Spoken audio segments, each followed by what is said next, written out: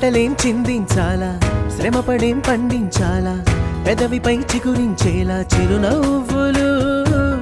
కండలను కరిగించాలా, కొండలను కదిలించాలా, చచ్చి చెడి సాధించాలా సుఖశాంతులు.